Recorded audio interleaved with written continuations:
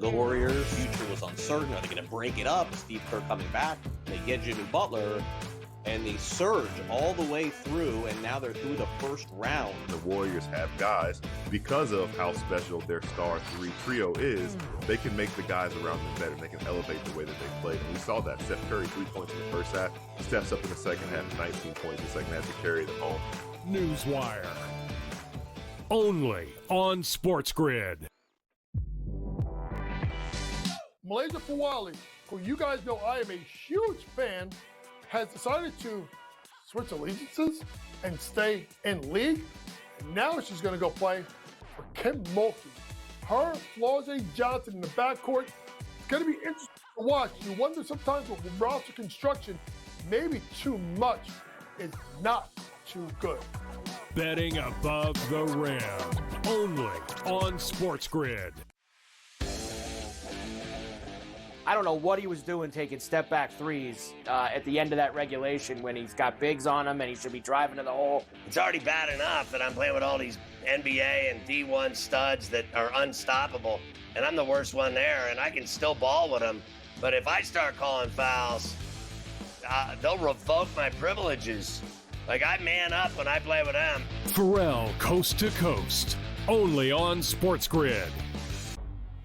Two guys that can do it all. Too much electricity this morning. This is a good time. We're having a lot of fun. I had to do a triple take. Ka-ching! Why? Because of parity. I didn't mean to offend. Yeah, it's not going to happen. Load management is a dirty word. Let him rip. You know what?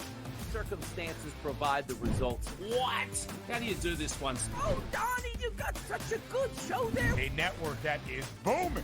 The Early Line. Only on SportsGrid.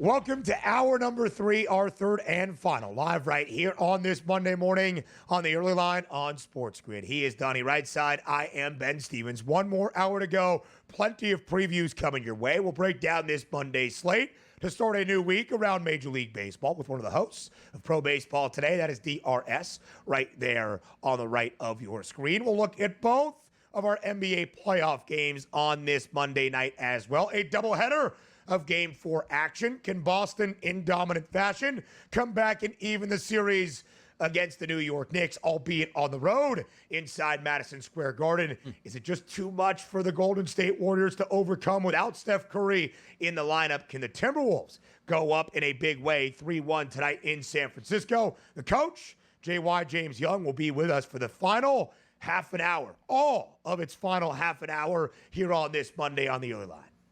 There we go. NBA talk needed, and also the panic meter we can play with JY as well to see where he feels about his New York Knicks, but also big things tonight as well. The teams that aren't having fun in the playoffs, their fan bases, they have a lot of fun tonight because we'll see where the ping pong balls go. Can change the fortunes of your franchise. We'll see what happens tonight with that, but also Major League Baseball schedule we'll certainly get into, and also a bone to pick here, which we're going to explain on the Fade the Public poll, which I actually got caught up in today, and I'm glad I did, Ben. How about that?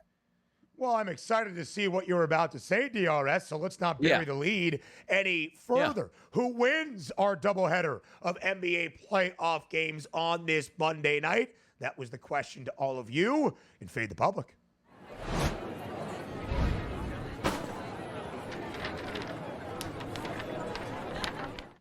At SportsGrid on Twitter, who will win tonight's NBA playoff games? The Celtics in the Timberwolves, the Celtics in the Warriors, the Knicks in the T-Wolves, the Knicks in the Warriors. The Celtics a road favorite of 6.5 points tonight in New York City against the Knicks. The Timberwolves a 5.5-point road favorite in the other city by the Bay out in San Francisco against the Golden State Warriors. So it really should be no surprise, both with where these series stand, who is available tonight, and the odds that most of the public DRS back in the favorites in the doubleheader just to win outright on the money line, the Celtics and the T-Wolves, more than 45% of the public. Second most selected option, Knicks T-Wolves. Not a ton of belief, it would seem right now, DRS, in the Dubs without Steph Curry. But what is your bone to pick, more importantly, with this Fade the Public poll? Yeah, here's the bone I have to pick. Like, it's Monday morning, right? We just had an unbelievable weekend of sports, and I feel like I got to do math, but also understand, like, I'm not even sure when I wake up who's actually playing in these games. So when you get that alert, I'm getting showered up, ready for the show, and I look and say, like, all right, Celtics, Timberwolves, Celtics, Warriors, Knicks, Timberwolves, and I say, you know what? Okay, let me vote. I'm like, wait a second.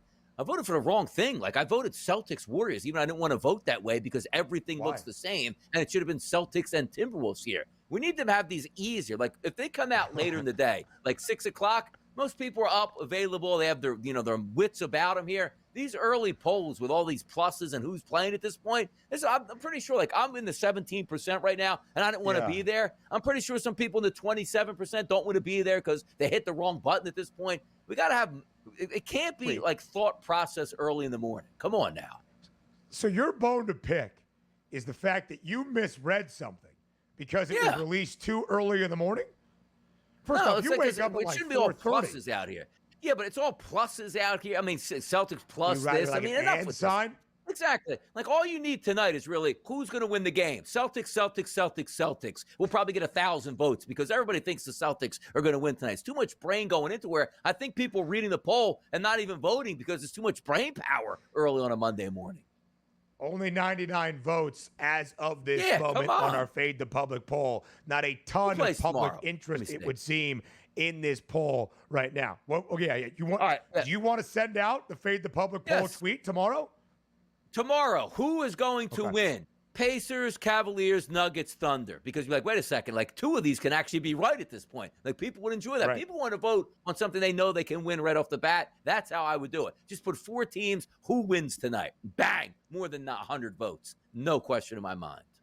Wow. Okay. Make it very simple, I guess. You're calling out our producer, Joe Frieso, who does many tasks in the morning, including social media at times. I appreciate what Frieso has done. I did not find it overwhelmingly difficult, and I did go with the public and back both the C's and the T-Wolves. Again, Minnesota laying 5.5 in San Francisco. Boston, 6.5-point road favorite inside MSG. If you put them together on the money lines right now, minus 260 for Boston, minus 220 the price for Minnesota, plus 101.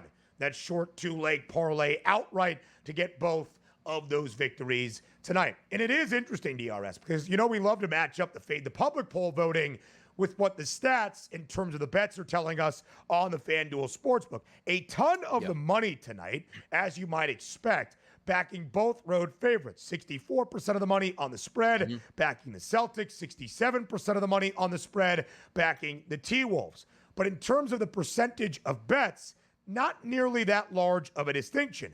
52% on the Celtics, 53% on Minnesota. So it seems more of the volume of actual bets, thinking the underdogs could keep these games close tonight, both the Knicks at home in Game 4 and the Dubs at home in Game 4. Most of the money expecting our road favorites to win and do so rather comfortably in these Game 4s.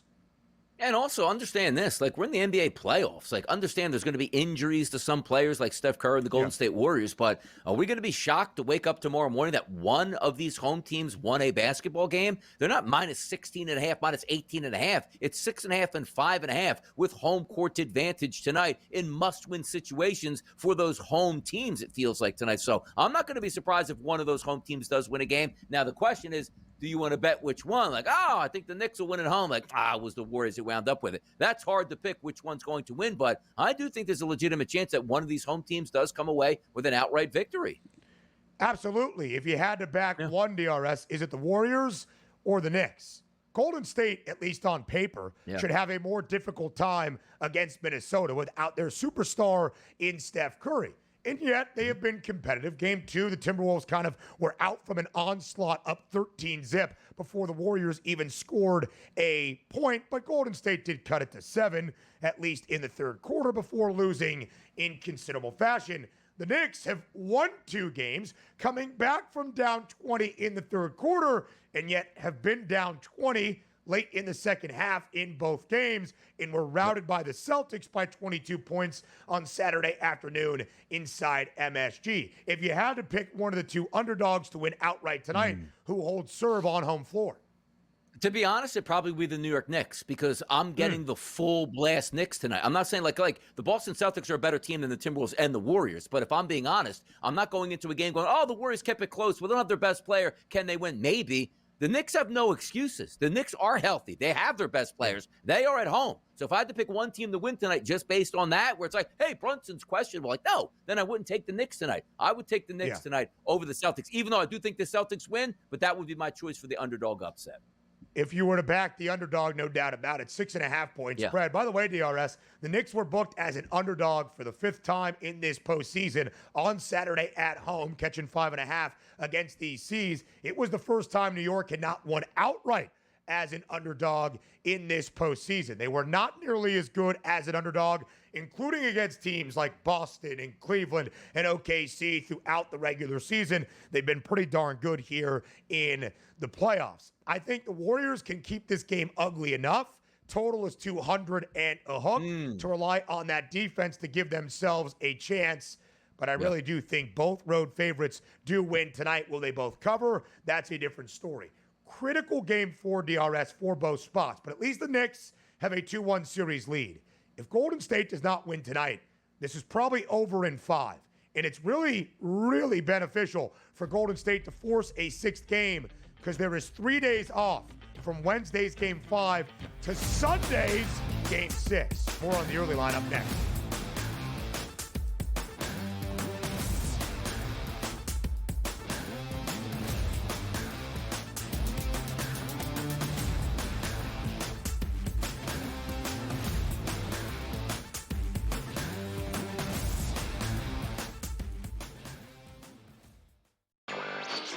The Warriors' future was uncertain. Are they going to break it up? Steve Kerr coming back. They get Jimmy Butler, and they surge all the way through, and now they're through the first round. The Warriors have guys, because of how special their star 3 trio is, they can make the guys around them better. They can elevate the way that they play. And we saw that. Steph Curry, 3 points in the first half, steps up in the second half, 19 points in the second half to carry them home.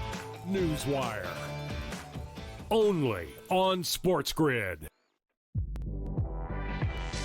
Malaysia Fawali, who you guys know I am a huge fan, has decided to switch allegiances and stay in league. And now she's going to go play for Kim Mulkey. Her, Flau'jae Johnson in the backcourt. It's going to be interesting to watch. You wonder sometimes with roster construction, maybe too much is not too good. Betting above the rim. Only on SportsGrid. I don't know what he was doing taking step-back threes at the end of that regulation when he's got bigs on him and he should be driving to the hole. It's already bad enough that I'm playing with all these NBA and D1 studs that are unstoppable, and I'm the worst one there, and I can still ball with them. But if I start calling fouls, they'll revoke my privileges.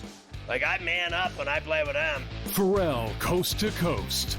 Only on SportsGrid. The two guys that can do it all. Too much electricity this morning. This is a good time. We're having a lot of fun. I had to do a triple take. Ka-ching! Why? Because of parity. I didn't mean to offend. Yeah, it's not going to happen. Load management is a dirty word. Let him rip. You know what? Circumstances provide the results. What? How do you do this once? Oh, Donnie, you got such a good show there. A network that is booming. The early line. Only on SportsGrid.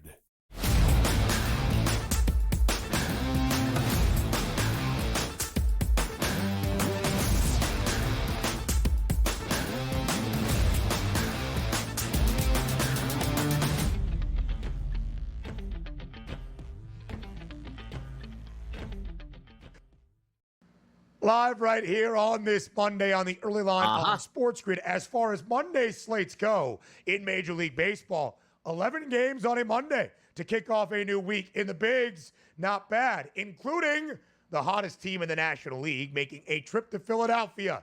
The St. Louis Cardinals have now won 8 consecutive games. They take that 8-game win streak with them tonight to the bank, where they will take on Christopher Sanchez, who has been sensational this year for the Phils. On the other side, is it Michael? Whatever his last name is. Liberatore gets the start for St. Louis. The Phils DRS, a hefty home favorite. Now at minus 168 only, though, and a total of 8 to snap St. Louis's win streak. Will the Philadelphia Phillies do just that tonight at home?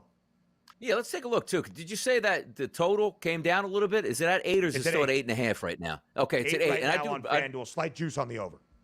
Yeah, I do think that makes a lot of sense here, as we'll get into, because also both of these teams playing good baseball right now. You saw the Phillies last night. I thought that game had a really good chance to be an under. Case in point, ends 3-0 with the Philadelphia Phillies. Zach Wheeler, sensational. Even the first 5 innings under 3.5 made a lot of sense. That was 1-0 before we got into the later innings. But focus on today. There are 22 pitchers on the card today with a minimum of 5 innings pitched here in 2025. How about this? Number 1 and number 2? Lining up in this baseball game tonight in Philadelphia. That's Matthew Liberatore. Actually has a 3.07 ERA, which goes over to a 3.0 on xFIP, which is phenomenal. Christopher Sanchez, 37 and a third innings pitched this year, a 2.89 ERA, 3.04 xFIP number. The two best xFIP pitchers going toe-to-toe tonight, so that's where the handicap starts. It's probably going to be an under. You take a look at Christopher Sanchez, 157 batters he's faced on this season. How about this? A 121 ISO against and a 300 weighted on base percentage. K rate, 28% combined. That's phenomenal. And for a lineup that doesn't hit lefty pitching all that well for St. Louis, that's probably going to bowl well here for Christopher Sanchez. On the other side, the Philadelphia Phillies going up against Liberatore, who last year, as a pitcher, struggled with right-handed batters. This year, a 109 ISO and a 237 weighted on base percentage. Decent strikeout numbers. The Phillies lineup does hit, pitchers like Liberatore pretty well. But having said that, I still think it stays under. Even though it's Philadelphia, Ben, 75 degrees, almost a double-digit wind blowing out. I'm going under? Yeah, I am. How about that? A great pitching matchup, and my apologies to Matthew Liberatore. I mangled his last name. I called him Michael Liberatore, Matthew Liberatore. How dare I do that to DRS's favorite Major League Baseball player, the Big Lib, taking on his favorite MLB team in the Philadelphia Phillies tonight. Should be a great matchup. St. Louis, 8-game win streak, matching the longest currently right now in MLB. That would also be the Minnesota Twins, who have won 8 in a row, including a weekend series sweep against the San Francisco Giants. San Francisco hosts a divisional foe today in the Arizona Diamondbacks. The D-backs, an ever so slight favorite on the road, minus 116. Merrill Kelly gets the start for Arizona. An odds flip in what you see right there. Justin Verlander gets the start tonight for SF. Total stands at 8 tonight by the Bay. DRS Arizona in its first divisional series of the season over the weekend, an extended 4-game set against the Dodgers. They split between the two. The D-backs did get crushed yesterday, though, in the finale, losing 8-1. What do we see in the opener of this NL West rivalry starting tonight in San Francisco? Yeah, Dodgers tacked on late in that game last night, but Justin Verlander, certainly not the same pitcher of his first, let's just say, 15 years in Major League Baseball. 42 innings pitched on the season, about a 4.50 ERA and a 4.45 xFIP number. We take a look at Merrill Kelly on the season, 44 innings pitched, 4.09 ERA and a 4.18 xFIP number. The lineup's simple to me, right? Against right-handed pitching, the Arizona Diamondbacks have done very well this season. If we take a look at the first 5 batters that we anticipate tonight, lefty in Carroll, lefty in Marte, lefty in Pavin Smith, lefty in Josh Naylor, and then a righty with Eugenio Suarez. Look at these ISO power numbers against right-handed pitching, particularly over the past 30 days. 284, 438, 230, 169, and 333. And also understand this, like some of the, execution of statistics that I like to use, usually at the beginning of the season, just compile all the stats. But now we're over a month into the season. You want to wipe out, Ben, like those first 2 weeks. Cold environments, pitchers getting used to the batters, getting used to the pitchers. Now we can go with 30-day statistics for the Major League Baseball batters to remove that, bias of, hey, he got a great start to start the season. Now he's been terrible. This will let you sort of zone in on that. The pitchers still want to keep the same until they get like 70, 75 innings, and you can do the same thing. Wipe out the month of April, start with May and June once you have 60 days there, just to get the full perspective of how well they're pitching as of late. Let's flip it over to the other side also and take a look at the pitching matchup for Merrill Kelly. Not a great pitcher, but having said that, Not a great looking lineup for the San Francisco Giants tonight against right-handed pitching, particularly over the past 30 days. Yastrzemski, 327 weighted on base percentage. You'll take that out of the leadoff spot. How about Willie Adames? 83 at-bats over the past month against right-handed pitching, a 239 ISO, and a weighted on base percentage of 387. Everybody after that leaves a lot to be desired for me. The better hitting lineup is the Diamondbacks today. That's the way I'll go. Okay, DRS, the start of an NL West duel this week out in San Francisco. Tonight inside Citi Field, the Mets, who won the rubber match yesterday against the Cubs, a weekend series win. The Pirates, a weekend series win, taking 2 of 3 against the Atlanta Braves. They had entered the weekend dropping 7 in a row. And some more history on this Monday evening up in Queens. Skeens Day number 32 in the history of Major League Baseball. But a rarity for Paul Skeens on the mound, despite being with the Pittsburgh Pirates. The Buccos, DRS, pretty hefty underdog right now, even a larger dog than what you see on your screen. The Amazons now a minus 162 home money line favorite. Total is 7. What do you expect today up in Flushing? It should be a surprise. Like the expectations again, can the Pittsburgh Pirates get 2 hits in 1 run? It would be a great offensive performance by them. You say, boy, Paul Skeens on the mound. Let me just take a flyer. Well, understand this. I just told you the best 2 pitchers on the card tonight with their xFIP were from the Phillies and the St. Louis Cardinals game. You know who's 3 and 4? Coming directly to you tonight from Citi Field. That's Paul Skeens in the 3 spot, David Peterson in the 4 spot here. You look at Skeens, 48 2/3 innings pitched at 2.77 ERA, which he does have the ERA advantage over David Peterson, but look at the xFIP numbers, 3.21, 3.26. And also, using the last 30 days where Lindor opened up terribly over the first week or 2 of the season, how about him? 102 at-bats against right-handed pitching so far now for the past month, 253 ISO, 425 weighted on base percentage. Lindor, Soto, Alonso, fantastic statistics. They'll at least get base hits tonight, maybe wait out Paul Skeens. Mets win this game. Ooh, more MLB previews come up next.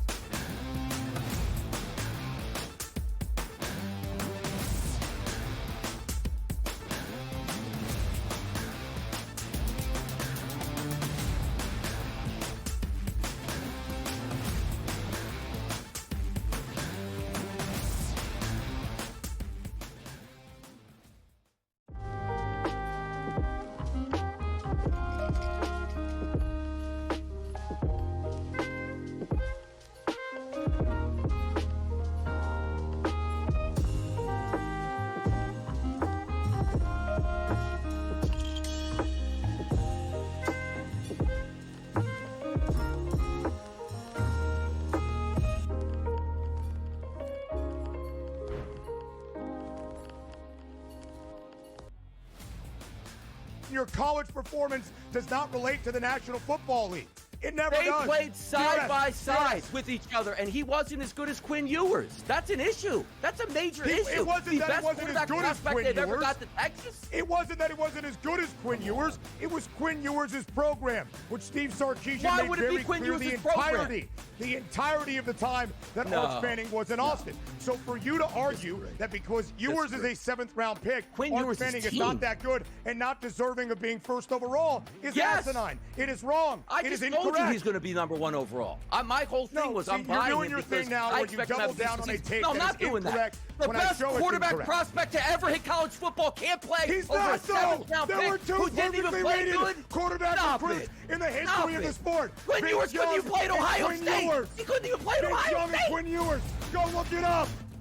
The Early Line, only on SportsGrid. We're going to go through every single thing, and I've got a great team behind me that's going to help me get the job done. I want this to be the place that people come to. There is going to be an energy to game time decisions that you will feel night in and night out. We are going to hit every single one of those markets that you need to know about. We will have everything at our disposal, and we will use that to our advantage. There is not going to be a better place, I promise you, than Game Time Decisions. I'm Kevin Walsh. Tune in to Game Time Decisions weekdays on SportsGrid.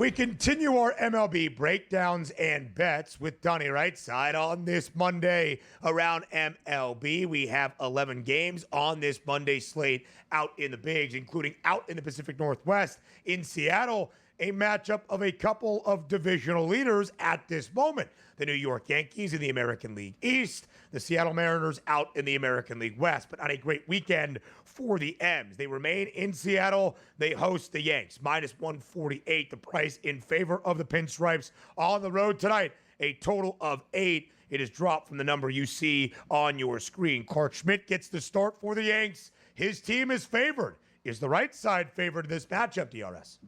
Yankees are probably always going to be favored in a matchup like this. But by the way, like the pitching matchup here, we should get some runs. The only reason why we're holding it down is because of where we're going to play this game tonight. 62 degrees with a light wind blowing out. Always tough to hit there in the Pacific Northwest. If this game was at Yankee Stadium, we might be looking at a different picture in the mid-70s and maybe a wind blowing out to center field. But Emerson Hancock will be on the mound for the Seattle Mariners tonight. 23 and 2/3 innings pitched, a 5.70 ERA. But his xFIP is lower, Ben, at a 4.06. You take a look at Clark Schmidt, who's got 20 and 2/3 innings pitched on the season. How about a 4.79 ERA and a 4.58 xFIP number? You look at the lineups tonight: Crawford, Polanco, Rodriguez, Raleigh, Rosarena, and Tellez all have very good weighted on base percentages here that sort of line up. Polanco, one of my favorite batters on the card yesterday, sat out, so he should be healthy and ready to go over his last 70 at-bats in the past 30 days where he's cracking right-handed pitchers. From a Yankees perspective, it always starts and ends, it seems like, with the top three here. Emerson Hancock, not a great pitcher. Look at Grisham, 56 at-bats over the past month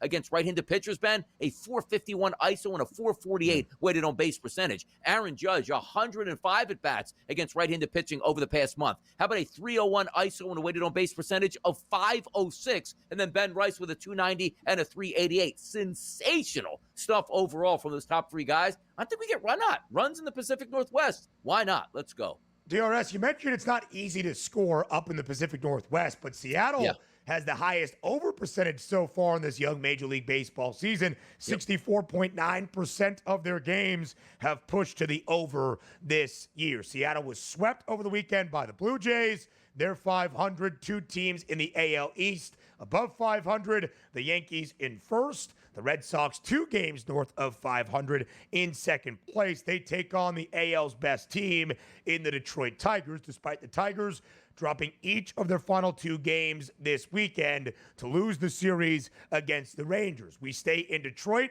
and what are the prices? A dead even pick'em tonight for the Tigers and the Sox. Minus 108. At this very moment, DRS, between these two clubs, total stands at 8.5. Tanner Houck gets the start for Boston. Jackson Jobe gets the start and the nod for Detroit. It's a pick'em. Who wins in the Motor City?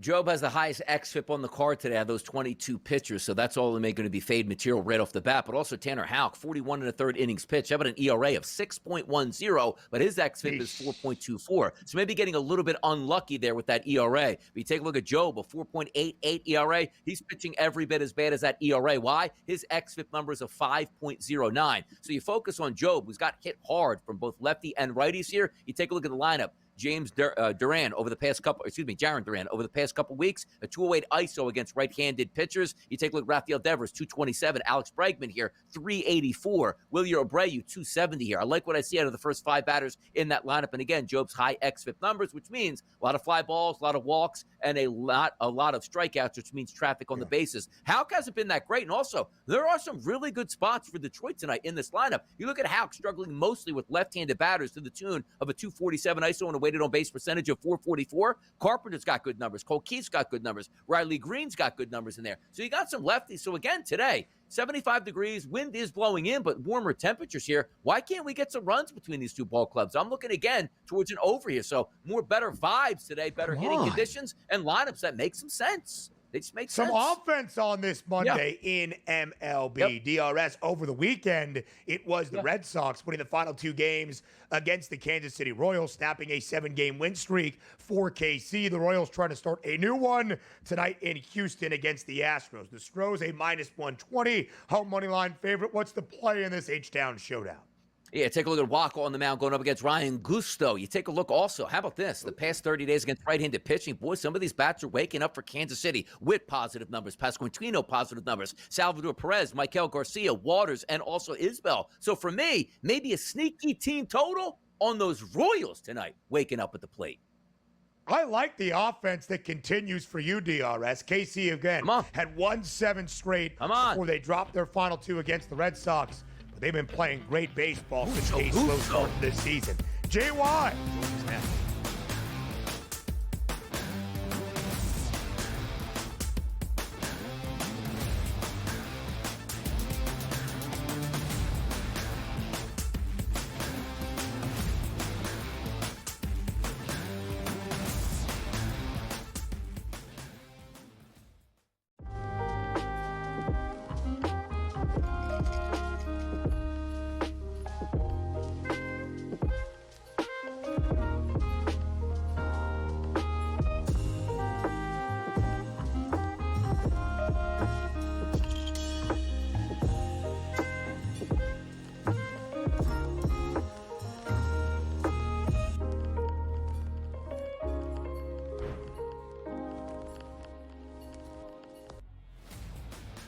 Your college performance does not relate to the National Football League.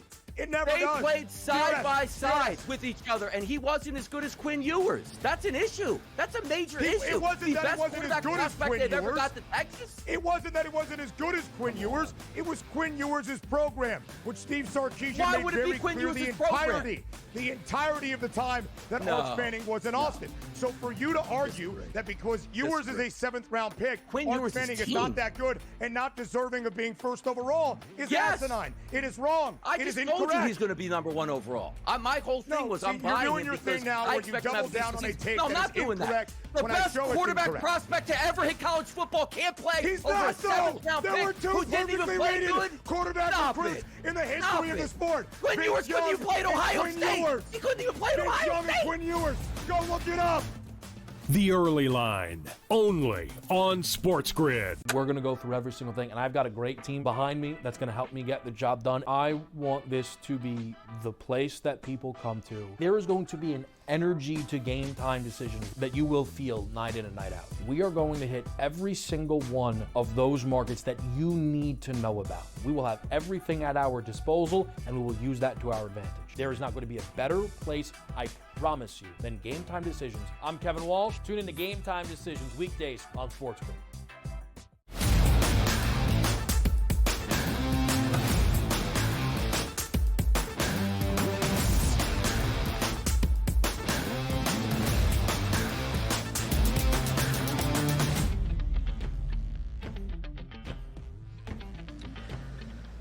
So much to get to here on this Monday with our coach, J.Y. James Young, who will be with us for the remainder of the early line on this Monday. This final half hour, a focus on the association. NBA playoff action. 2 more games on this Monday night, including inside MSG for JY's New York Knicks. And, of course, even an NBA draft lottery to look at as well. JY, as always, we appreciate the time. Thanks for being here on this Monday morning.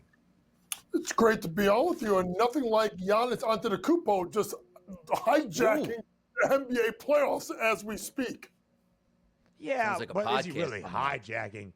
I mean, it's not the craziest report to say that Giannis is open-minded to leaving Milwaukee. It was the first question we asked after his scuffle with Mr. Halliburton at the end of game number 5 in Indianapolis. We focused, JY, on what we saw yesterday at altitude between the Nuggets and the Thunder to begin. We have questioned if there is one thing to question about OKC, the Western Conference's #1 seed each of the past 2 years. Do they have that playoff pedigree to actually win the Western Conference crown and an NBA championship? And it's been put in question in games 1 and 3 against the Denver Nuggets, but not yesterday in game 4, rallying from down by as many as 8 early in the fourth quarter in Denver to take game number 4 and even this series at 2 games apiece. 92-87, and a poor offensive game on either side for either the Thunder or the Nuggets. What did you learn about Oklahoma City with how they prevailed in the fourth quarter yesterday at altitude?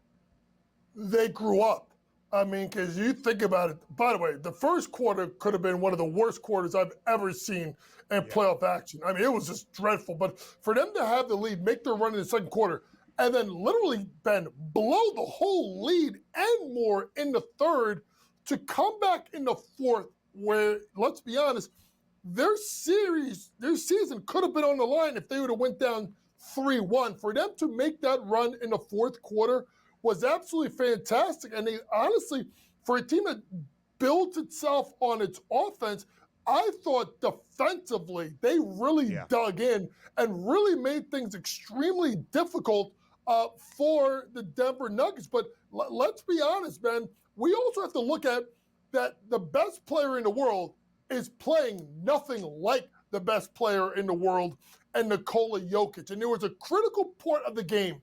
I think it was a 4-point game. I want to say 84-80, fourth quarter. Nikola Jokic gets fouled, goes to the free throw line, bricks 2 free throws. They get a stop. They go down. He misses a 3.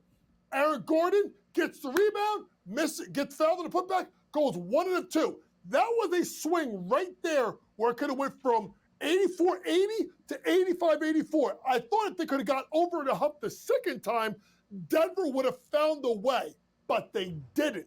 Big shots missed by Nikola Jokic, and a guy that we want to say is the best player in the world, I do believe may have more turnovers than assists this series. Yeah, we look at the series itself now, because if you would have said before it started, Coach, hey, by the way, we're headed back to OKC, and this is 2-2, the Denver Nuggets would have took that every single time. But the fact is, you had a chance to win that game yesterday, and we're able to come through. So now we take a look at the prices, heavily favored for OKC. A minus 620 price as the favorite here to win this, and the Denver Nuggets at a plus 460. Talk to me about this series and where it goes now. OKC with that massive win heading back home. Is there still life for the Denver Nuggets here to have a truly extended series, which means we might go back to Oklahoma City for a game number 7 if possible?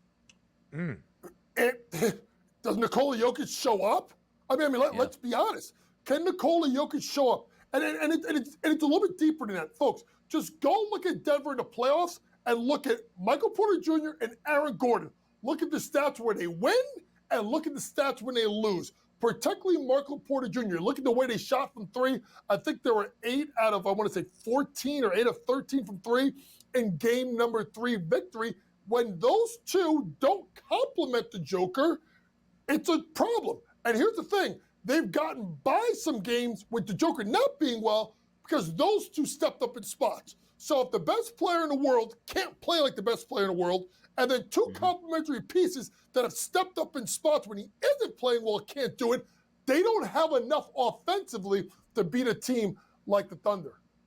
JY, what you alluded to there, Denver 31% from the floor yesterday, 24% from deep, and they missed 10 free throws as well. Nothing was working in terms of putting the ball in the hoop yesterday for the Denver Nuggets, and after a 42-point, 22-rebound performance in the opening game of this series for the Nuggets, Nikola Jokic, 21 of 63 from the floor. That's 33% in the last 3 games. Oklahoma City, 10.5-point favorite for game number 5 tomorrow back in OKC. Saturday night, game number 3 between the T-Wolves and the Warriors. In the first game of this series, JY, in San Francisco, Golden State entered the fourth quarter with a 4-point lead, but then the Timberwolves took over from there. 36-point performance for Anthony Edwards, triple-double out of Julius Randle, and Minnesota is up 2-1 in this series after the 102-97 win in Game 3. JY, is it more about what the Timberwolves have done in this series now to take the advantage after dropping Game 1, or what Golden State is unable to do with no Steph Curry on the floor? I think as much as I want to give Minnesota credit, it's got to be B. It's got to be the fact that you're missing one of the most dynamic players of this generation in Stephen Curry, a guy that can not only shoot the ball from 3, but create off the balance. But he has, when you're playing against Steph, there are 10 eyes on him every time by the opposition on the floor. So that opens up movement and cutting for other players. Ben, when you look at this series coming into it, I thought that there was a distinct problem that Golden State had, the Lakers had in round 1. It is the lack of size. And how do you go about defending Rudy, Randall, Edwards, and even McDaniels. So now Steve Kerr continues to pull at straws, pull. And then he finally went to Trace Jackson Davis in the starting lineup, gave Kevon Looney a little bit more playing time, which helped them defensively.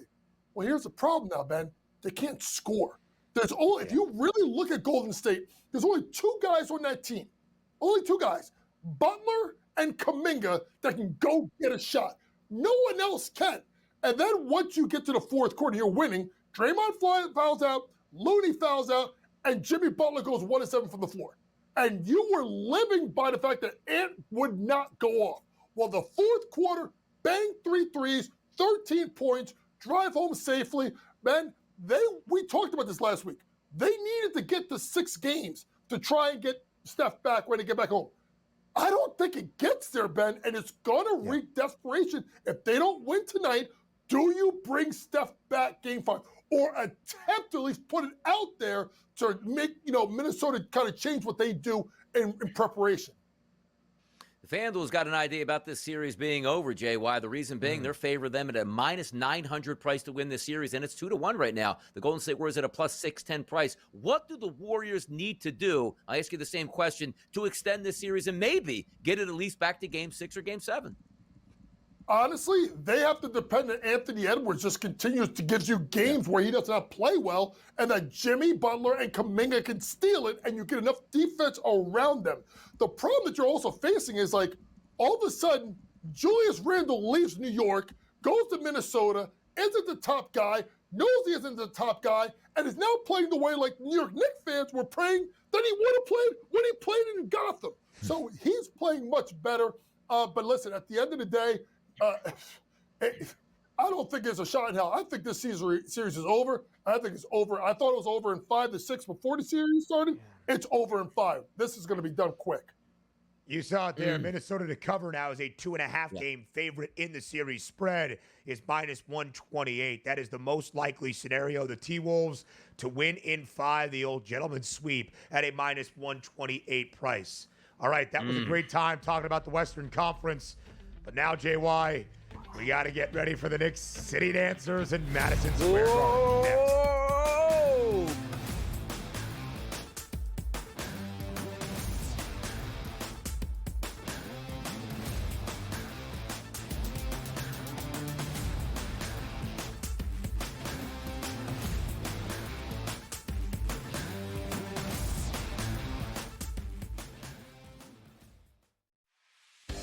You don't think that there's something to the fact that they blow all these leads against the Edmonton Oilers? It's like the Oilers can be down 4 goals and they come back like it's nothing. We got a series now. I think this thing is going to reset, Scott. I think home ice advantage is going to hold true in this series. I think I told you that last week. I'm expecting this.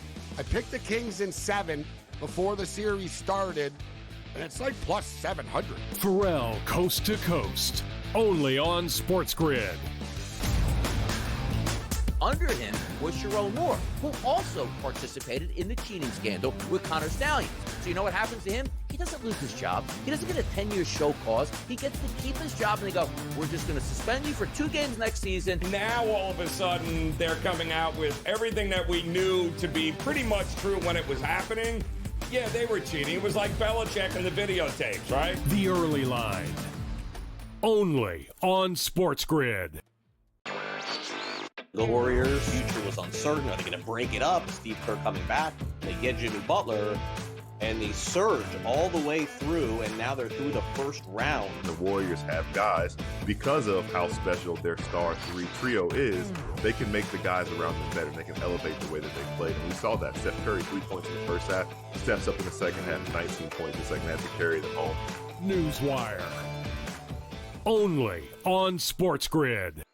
We're going to go through every single thing, and I've got a great team behind me that's going to help me get the job done. I want this to be the place that people come to. There is going to be an energy to game time decisions that you will feel night in and night out. We are going to hit every single one of those markets that you need to know about. We will have everything at our disposal, and we will use that to our advantage. There is not going to be a better place, I promise you, than Game Time Decisions. I'm Kevin Walsh. Tune in to Game Time Decisions weekdays on SportsGrid.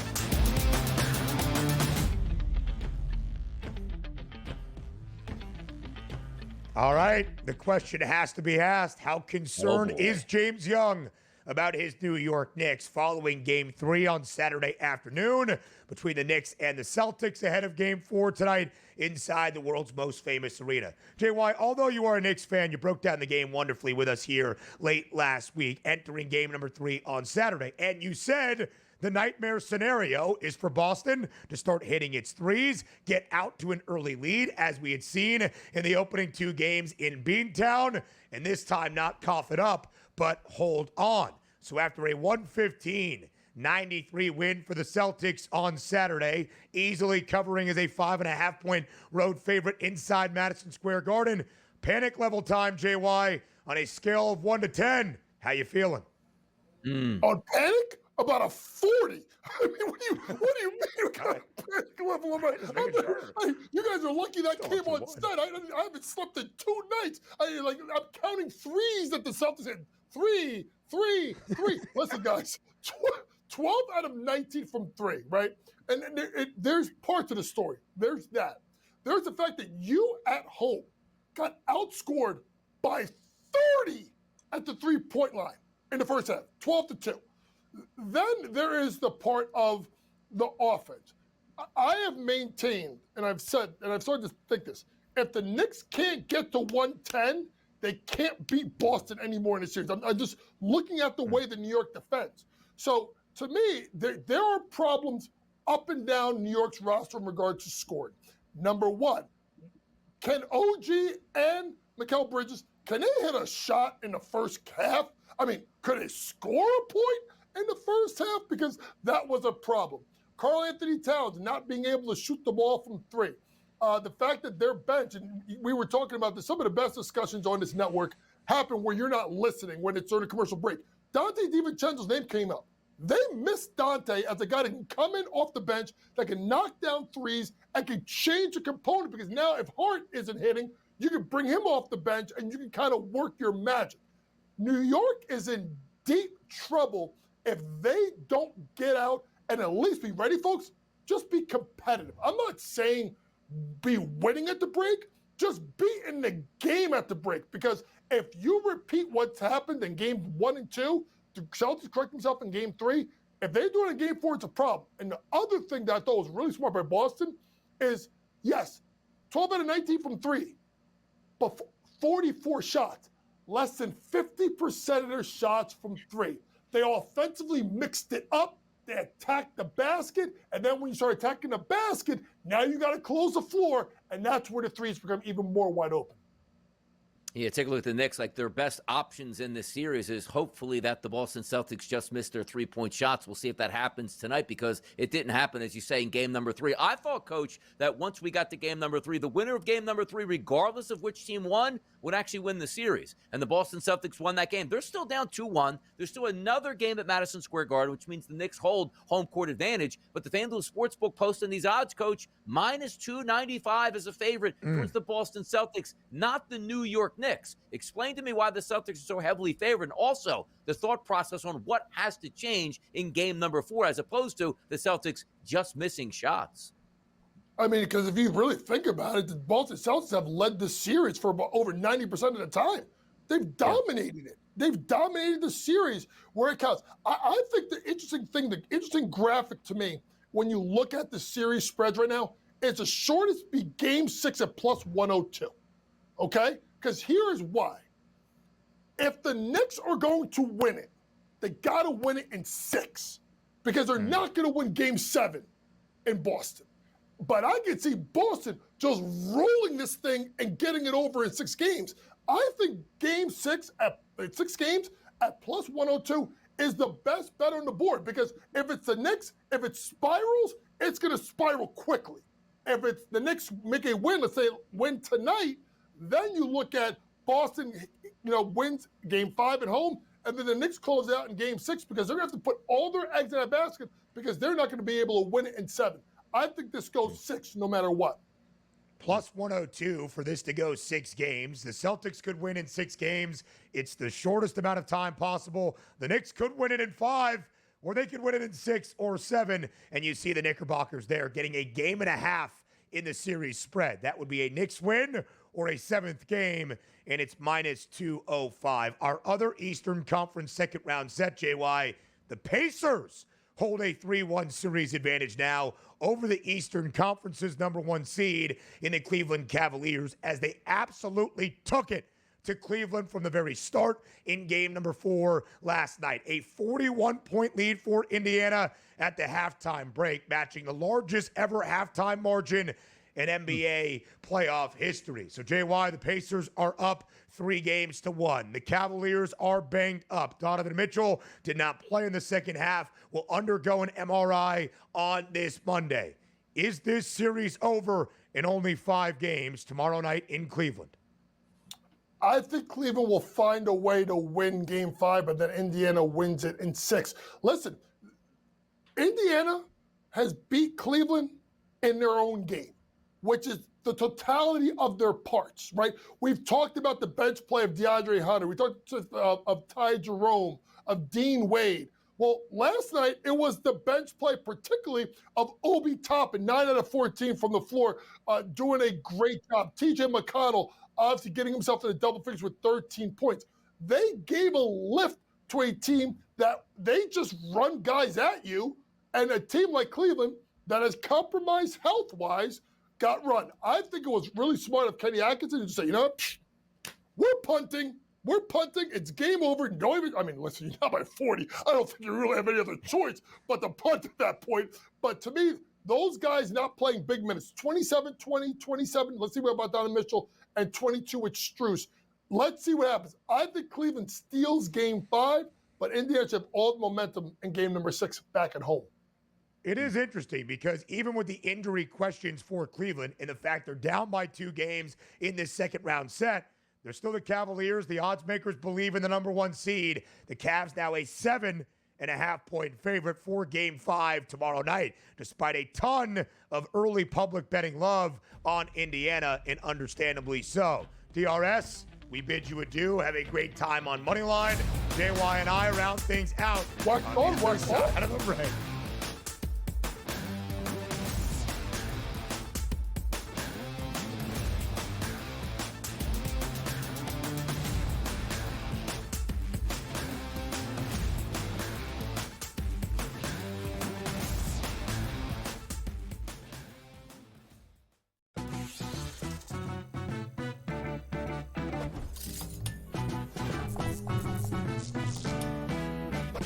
Knows how to show love to our everyday heroes. So if you're a first responder, you are in for some perks.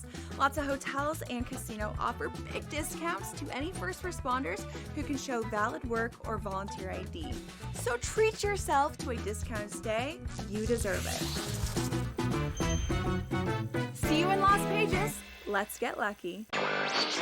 The Warriors' future was uncertain. Are they going to break it up? Steve Kerr coming back. They get Jimmy Butler, and they surge all the way through, and now they're through the first round. The Warriors have guys, because of how special their star 3 trio is, they can make the guys around them better. They can elevate the way that they play. And we saw that. Steph Curry, 3 points in the first half, steps up in the second half, 19 points in the second half to carry them home.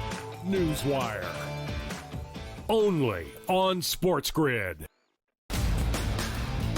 Under him was Sharon Moore, who also participated in the cheating scandal with Connor Stallions. So you know what happens to him? He doesn't lose his job. He doesn't get a 10-year show cause. He gets to keep his job, and they go, we're just going to suspend you for 2 games next season. Now, all of a sudden, they're coming out with everything that we knew to be pretty much true when it was happening. Yeah, they were cheating. It was like Belichick and the videotapes, right? The Early Line. Only on SportsGrid. The game is on. The stakes are high. But the action isn't just on the field. He's rearranging that ring. Get it inside! SportsGrid's in-game live. Your ultimate second screen experience. Just a little flyer, couple of 18.5 points live line. Every prop, every play, every day. Anything can happen. It's complete chaos. It's smarter to be on SportsGrid.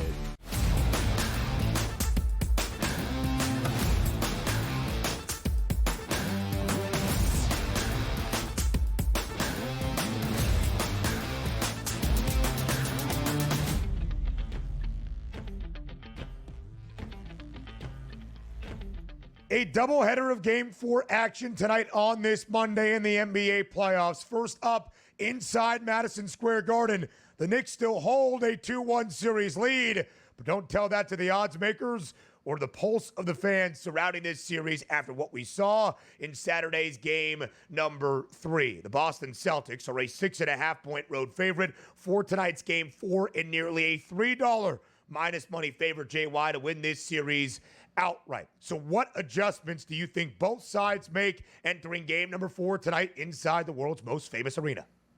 Well, simply put, the New York Knicks just have to get off to a better start offensively. They've been dreadful in every game this series, particularly in the first quarter. And for Boston, it's throw the first punch and see if New York can respond. I think if you're Boston, you don't change up much of what you do. Obviously, I don't know if you get I don't think they're going to shoot the ball as well as they did in game number 3, but if they're still able to connect themselves from 40% from the three-point line in the first half, they're going to be in relatively good shape. So here's what I'm going to tell people to do. And I'm going to take Boston in the first half minus 3.5 because they're just a better starting team than New York. But here's the caveat.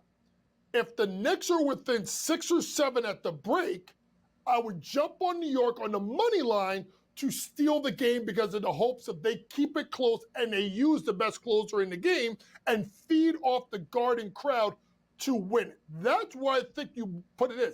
If Boston is up by 10, 15 at the break, you cash your ticket, minus 3.5, go home, that's okay. Don't try to run it back. If the Knicks are close at the break, they'll steal it. If Boston blows them out in the first half, we're 2-2 heading back to Beantown. You know, JY, it is kind of funny, right? Because the Knicks were down by 20 late in the third quarter in each game 1 and 2. So the idea they need to stay within striking distance now at the half, you could be like, well, they've shown their resolve even when it seemed bleak in second halves in Boston.